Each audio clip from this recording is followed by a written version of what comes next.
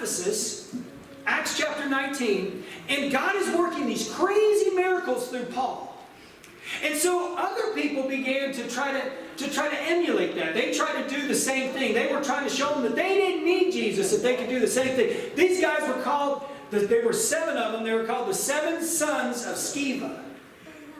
And true story, you got to check it out. You got to check it out, Acts chapter 19. So what happens, he goes into this house, these guys do, because there's a guy that's possessed by a spirit in there, and they try to do the same thing. They say, in the name of Jesus that Paul is talking about, I cast you out. Now, Jemani, let me tell you what's important about that. He didn't talk about in the name of Jesus from him. He was referring to Jesus as somebody that they didn't know, somebody that Paul knew. And that's important. And I want to make something very clear, guys. God doesn't have any grandchildren. It's a one-on-one relationship with Jesus Christ. He only has children. It's so important to understand that. We can't tap into our mom's relationship with Jesus. We can't tap into our aunt's relationship with Jesus or our father's relationship with Jesus.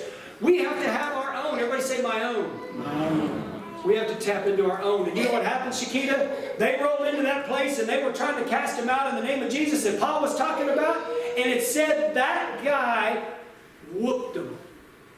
Whooped the snot out of them. Beat them up so bad, ripped all their clothes off, almost left them dead out in the street, naked. And children of God, I want to be clear on this.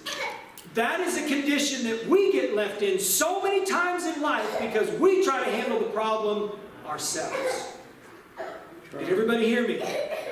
And you know the tragic part about that sometimes, Chad, is that we blame God for it. We don't lean on our power in Christ. We don't lean on our relationship in Christ. We're not tapped in, and we try to handle these things in our own power, and we fall, and then we blame God.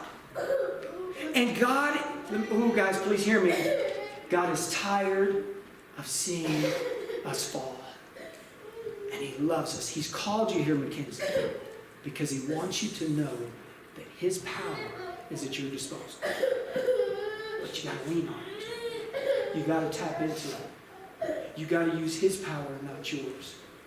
I've got a little illustration that I want to show you. Are you guys ready?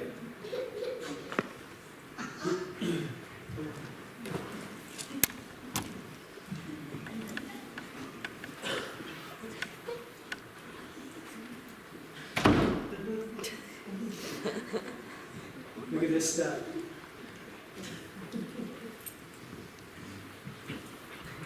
So this good-looking guy, Zach, does he have the best name ever, by the way? You just can't beat that. So Zach represents, look, easy now with the gun show. Look at, now he comes out, he's inflated, man. But he's coming out in his own power. And then you know what happens? He has a bad day at work. You know what happens? People begin to talk bad about him. What happens to that muscle? Then you know what happens? Then he gets a bad report from the doctor. Then he looks at his financial statement and oh my gosh, he didn't have as much money as he thought he had. What's happened to that strength? He ends up on the ground. You can't even pay for that kind of stuff. Oh no, you're bad. And that's where we end up, children of God. So for those of you who can't see it, that was like this really dramatic fall. It was really and so Zach's down here on his face, and that's what happens to us when we try to handle things in our own power. We come out thinking we're all that in a bag of potato chips. We come out, we can pump ourselves up. We can even leave a Sunday morning. Ooh, check this out. We can even leave a Sunday morning, Miss Barbara, pumped up. But then we begin to displace God. We're like, hey, I'm pumped. And then we don't plug back into God. And it's just a bunch of hot air after that. Every day. So we see the difference here. You see, Chris he's been praying this whole time. Notice I didn't have to put any balloons in this guy. Okay. Now look what happens. So Chris has a bad day at work, man. He's a policeman and so. Yeah.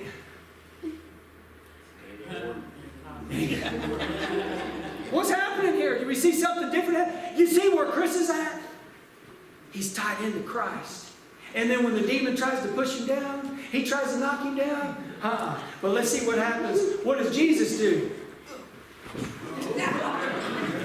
Let's give these guys a big hand.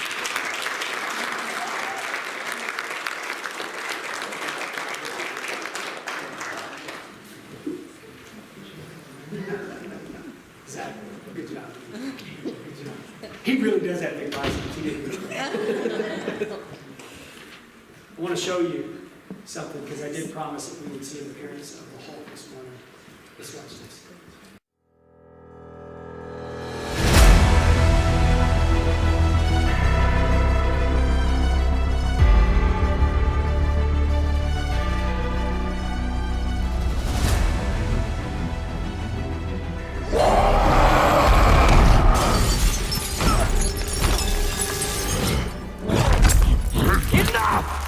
You are all of you beneath me.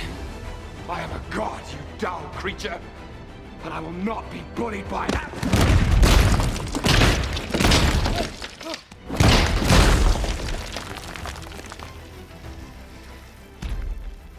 Puny god.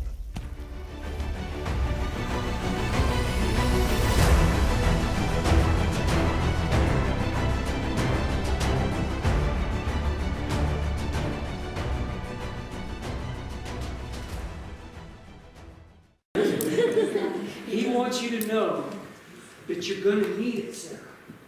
That's the most important thing that you got to understand is you're going to need it.